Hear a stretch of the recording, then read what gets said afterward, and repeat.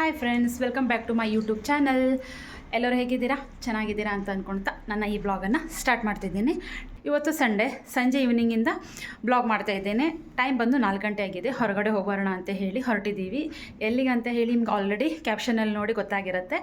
ಬನ್ನಿ ಎಂಜಾಯ್ ಮಾಡ್ಕೊಂಡು ಬರ್ತೀನಿ. ನಾನು ಪ್ಯಾಲೇಸಿಗೆ ರೀಚ್ ಆಗೋಕ್ಕಿಂತ ಮುಂಚೆ ಒಂದಿಷ್ಟು ನಿಮ್ಮ ಹತ್ರ ಒಂದು ವಿಷಯ ಹೇಳ್ಕೊಬೇಕಂತಿದ್ದೇನೆ. ಏನಂತ ಹೇಳಿದ್ರೆ, ಈ ಬ್ಲಾಗ್ ನಾನು ನಂದು ಈಗ ಸ್ಟಾರ್ಟ್ ಮಾಡ್ತಿದ್ದೇನೆ. ಈ ಅಕೌಂಟಲ್ಲಿ ಎಲ್ಲ ಹಿಂದಿ ಬ್ಲಾಗ್ ಇದೆ.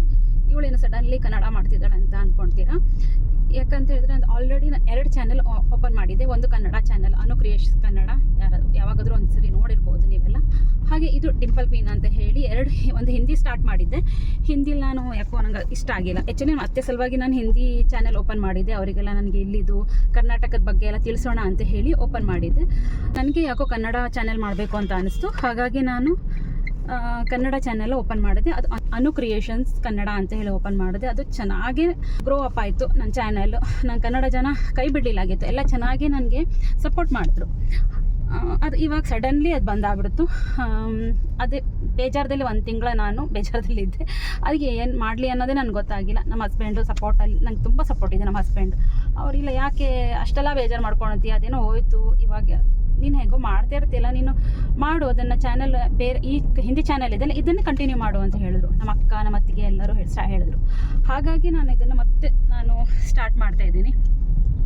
ಕನ್ನಡ ಜನತೆ ನನ್ನ ಸಪೋರ್ಟ್ ಮಾಡ್ತಾರೆ ಅಂತ ಅಂದ್ಕೊಳ್ತಾ ನಾನು ಇವಾಗ ಚಾನಲನ್ನು ನಾನು ಇವಾಗ ಹಿಂದಿ ಚಾನಲಲ್ಲಿ ನಾನು ಕನ್ನಡನ ಸ್ಟಾರ್ಟ್ ಮಾಡ್ತಾ ಇದ್ದೀನಿ.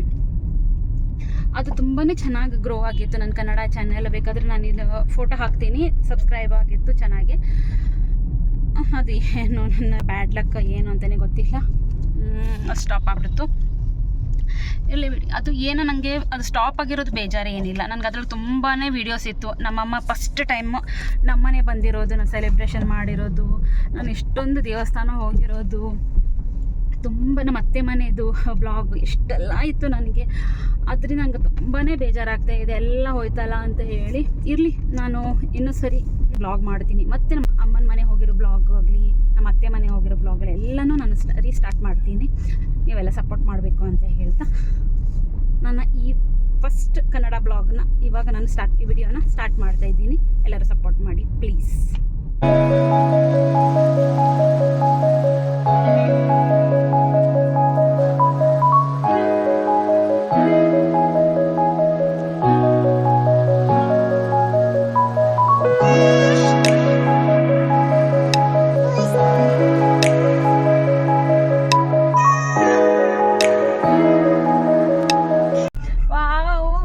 ಎಷ್ಟು 15 ವರ್ಷದ ಮೇಲೆ ಫೈನಲಿ ನನ್ನ ಹಸ್ಬೆಂಡ್ ಕರ್ಕೊಬಂದರು.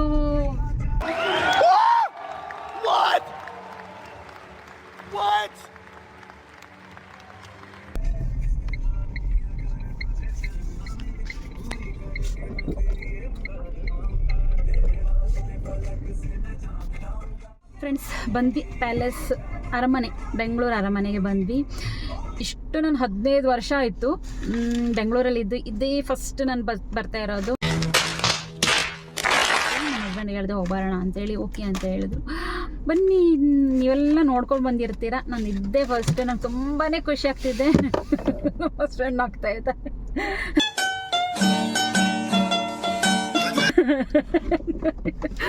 ತುಂಬಾ ಖುಷಿ ಆಗ್ತಿದೆ. ಬನ್ನಿ ನೋಡ್ಕೊಬರೋಣ.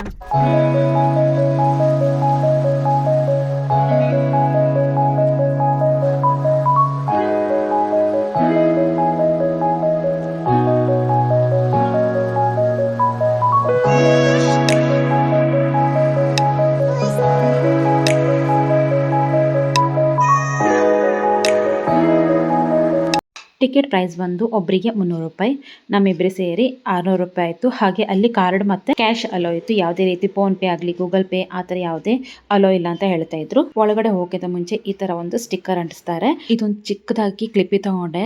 ಯಾವುದೇ ರೀತಿಯಲ್ಲಿ ವಿಡಿಯೋ ಮಾಡೋ ಹಂಗೆ ಇಲ್ಲ. ಅಲ್ಲಿ ಫೈನ್ ಹಾಕ್ತಾರೆ ವಿಡಿಯೋ ಮಾಡಿದ್ ಗೊತ್ತಾದರೆ. ಈ ವಿಡಿಯೋ ನೋಡೋರಿಗೆ ಗೊತ್ತಾಗಲಿ ಯಾವ ರೀತಿ ಇದೆ ಒಳಗಡೆ ಅನ್ನೋಕ್ಕೋಸ್ಕರ ನಾನು ಈ ಕ್ಲಿಪ್ಪಿಂಗ್ ತೊಗೊಂಡೆ. ಯಾವುದೇ ರೂಲ್ಸ್ ರೆಗ್ಯುಲೇಷನ್ ಬ್ರೇಕ್ ಮಾಡಬಾರ್ದು ಅನ್ನೋಕ್ಕೋಸ್ಕರ ನಾನು ಅದರಂತೆ ಯಾವುದೇ ವಿಡಿಯೋ ಮಾಡಿಲ್ಲ.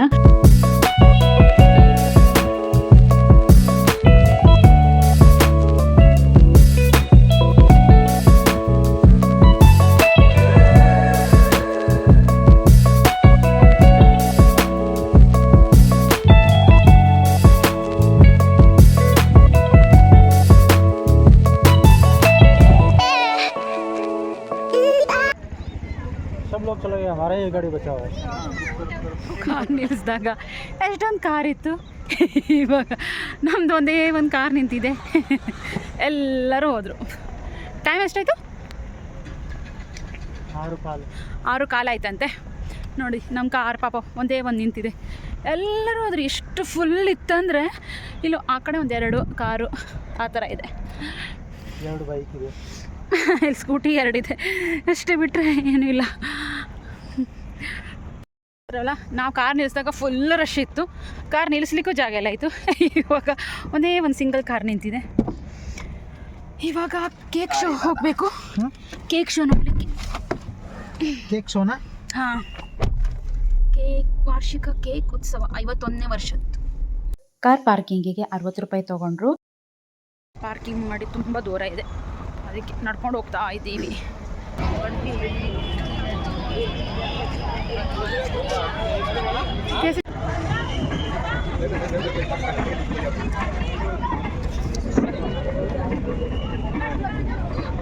ಒಬ್ಬರಿಗೆ 150 ರೂಪಾಯಿ ಇತ್ತು ಟಿಕೆಟು, ಇಬ್ಬರಿಗೆ ಸೇರಿ 300 ರೂಪಾಯಿ ಆಗಿದೆ.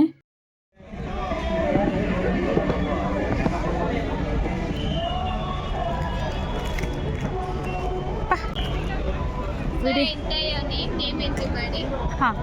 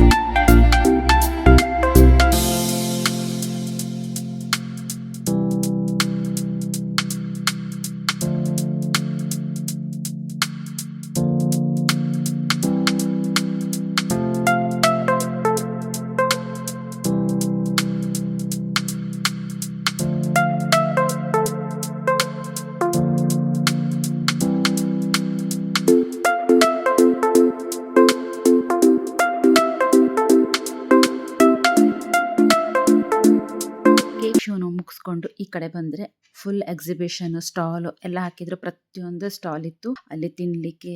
ಹಾಗೆ ಪ್ರತಿಯೊಂದು ಕುರ್ತಾ, ಕೆಲವೊಂದು ಕಡೆ ಅವರು ವಿಡಿಯೋ ಮಾಡಬಾರ್ದು ಅಂತ ಅಲ್ಲಿ ಬೋರ್ಡ್ ಹಾಕಿದ್ರು. ಅದಕ್ಕೆ ಕೆಲವೊಂದು ಕಡೆ ನಾನು ವಿಡಿಯೋ ಮಾಡಿದ್ದೀನಿ, ಇನ್ನು ಕೆಲವೊಂದು ಕಡೆ ವಿಡಿಯೋ ಮಾಡಿಲ್ಲ. ಅದು ಹೇಳಿದ್ನಲ್ವ, ಬೋರ್ಡ್ ಹಾಕಿದ್ರು, ಅದ್ರ ಸಲುವಾಗಿ.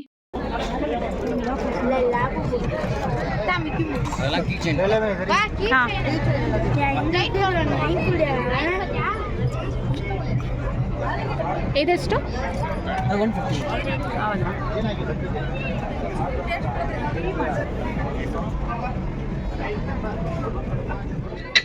ಈ ಎಕ್ಸಿಬಿಷನ್, ಈ ಸ್ಟಾಲ್ ಹಾಕಿರೋದೆಲ್ಲ ಎಷ್ಟು ಇತ್ತು ಅಂದರೆ, ನಾವು ಎಕ್ಸಿಟ್ ಹುಡುಕ್ತಾ ಇದ್ದೀವಿ, ಈಗ ಬರುತ್ತೆ ಅಂತ ಹೇಳಿ. ನೋಡಿದ್ರೆ ಎಕ್ಸಿಟೇ ಬರ್ತಾ ಇಲ್ಲ. ಯಾಕಂದರೆ ನಾವಿಬ್ಬರು ಇಷ್ಟು ಟಯರ್ಡ್ ಆಗಿದ್ರೆ ಅಂದರೆ ಮನೆ ಹೋದರೆ ಸಾಕಾಗಿತ್ತು, ಅಷ್ಟು ಟಯರ್ಡ್ ಆಗಿಬಿಟ್ಟಿದ್ವಿ. ಅದು ಮುಗಿತಾನೇ ಇಲ್ಲಾಗಿತ್ತು.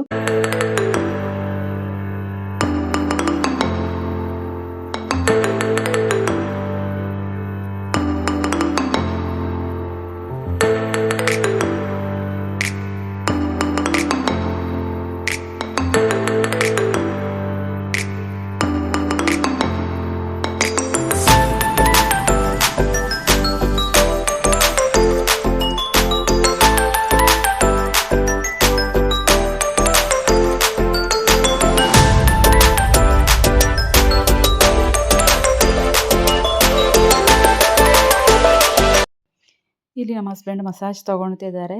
ಅಲ್ಲಿ ಚೇರಲ್ಲಿ ಮಸಾಜರ್ ಒಂದು ಮಷಿನ್ ಹಾಕಿಟ್ಟಿದ್ರು. ನಾವು ಪ್ರೈಸ್ ಕೇಳಿದ್ರೆ 8000 ಅಂತ ಹೇಳಿದ್ರು. ತುಂಬಾ ರಿಲ್ಯಾಕ್ಸ್ ಆಗ್ತಾಯಿತ್ತು. ನಾನು ಒಂದ್ಸರಿ ಕುತ್ಕೊಂಡು ಟ್ರೈ ಮಾಡಿದೆ. ತುಂಬಾ ಆರಾಮ್ ಅನಿಸ್ತಾ ಇತ್ತು.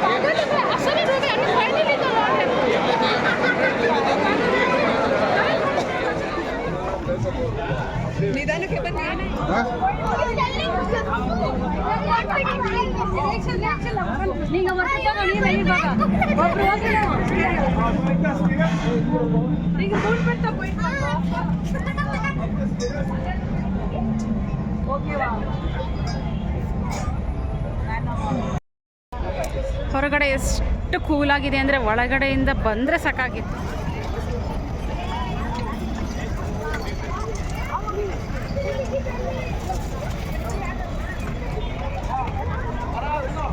ಹೊರಗಡೆ ಎಷ್ಟು ಚಳಿ ಇದೆ, ಒಳಗೆ ಫುಲ್ ಸಿಕ್ಕಾಪಟ್ಟೆ ಸೆಕೆ.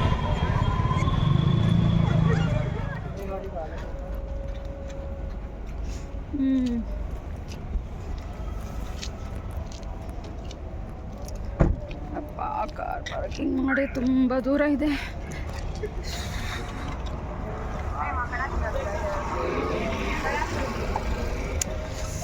ಇಷ್ಟು ದೂರ ಕಾರ್ ಪಾರ್ಕಿಂಗ್ ಅಂದರೆ ನನಗೆಲ್ಲಿ ನೋವು ಯಪ್ಪ. ಓಡಾಡಿ ಸುಸ್ತಾಗಿ ನಡೆದು ಬರಲಿಕ್ಕಾಗ್ತಾ ಇಲ್ಲ, ಅಷ್ಟು ಸುಸ್ತು ಆಯಿತು. ಮುಗೀತು ಕೇಕ್ ಶೋ ಎಕ್ಸಿಬಿಷನ್. ಯಪ್ಪ ಎಷ್ಟು ಸುಸ್ತಾಯ್ತು ಅಂದರೆ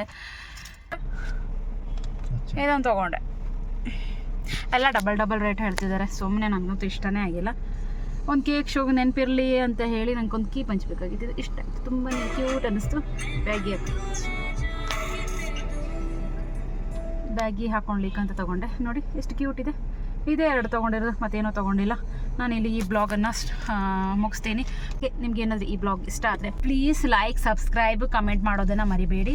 ಮತ್ತೆ ಸಿಗ್ತೀನಿ ನಾನು ಇನ್ನೊಂದು ಇಂಟ್ರೆಸ್ಟಿಂಗ್ ಬ್ಲಾಗ್ ಜೊತೆಗೆ. ಹಾಗಾದರೆ ಬಾಯ್. ನಮಸ್ಕಾರ ಹೇಳಿ. ನಮಸ್ಕಾರ. ಏಯ್ ಬಾಯ್.